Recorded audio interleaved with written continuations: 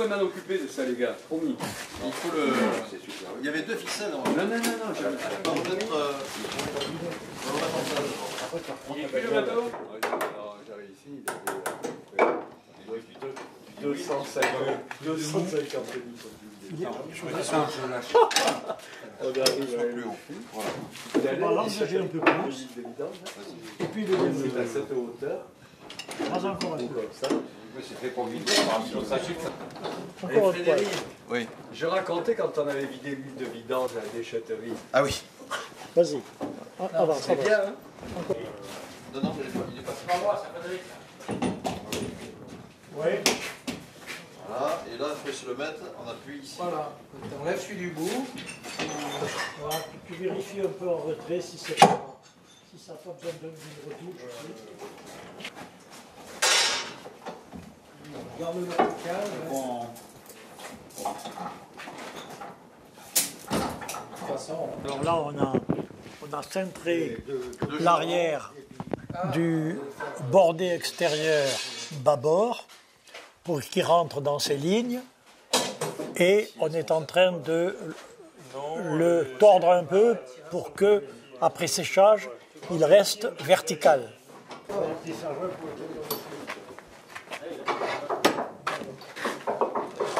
Celui-là, je sais pas si ça se fera. il va les tenir. Comment le bateau va être? Comme une crêpe. D'une part, on doit terminer le bordé extérieur bâbord, celui qui se trouve à droite pour l'instant, en rassemblant et en posant la partie cintrée de la lunule sur la partie plate et en posant ensuite à l'intérieur les tasseaux verticaux qui vont être collés vissés, qui vont réunir les deux pièces ensemble et qui seront le point de départ des cloisons. On va aussi commencer, si on le peut, à poser ces cloisons, les dernières cloisons qui relient le bordé extérieur au longeron numéro 2. Ça, c'est la première tâche.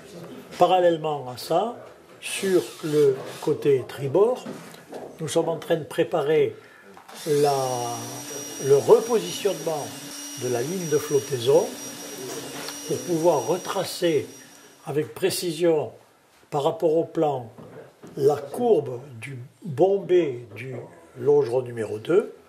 Donc étant donné que nous avons des petits moyens, nous avons un laser qui n'est pas auto-nivelant.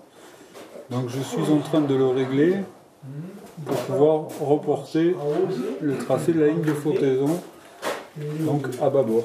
Ce qui nous permettra ensuite, en s'appuyant sur la quille et sur ce longeron numéro 2, de donner la forme définitive au bordé extérieur. Tout ça paraît un peu compliqué, mais c'est pour dire que nous sommes en train de préparer les alignements qui vont nous permettre de poser les planches de fond du bateau de façon continue et non pas en ondulation ou en escalier.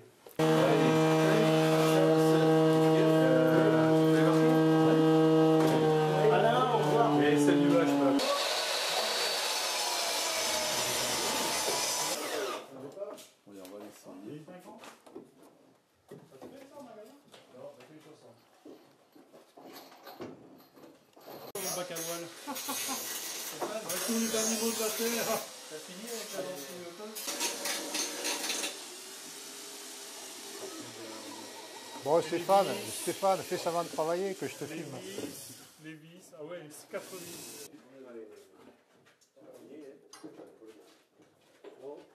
Francis, tant qu'on est chaud, là, on n'attaquerait pas les écharpes. Je me fais un petit gabarit pour les longueurs.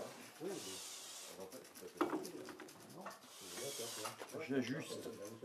Enfin, c'est un peu exigu.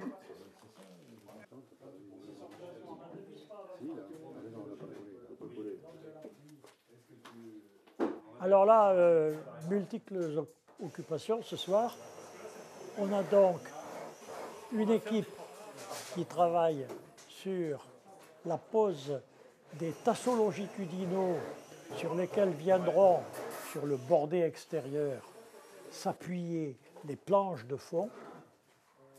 parallèlement à ça, on a commencé à tracer et exécuter dans les cloisons et à l'opposé des lignes de force, des trous d'aération. Oui, je suis en train de tracer l'emplacement des trous de ventilation des caissons pour que l'air passe dans tout le fond du bateau.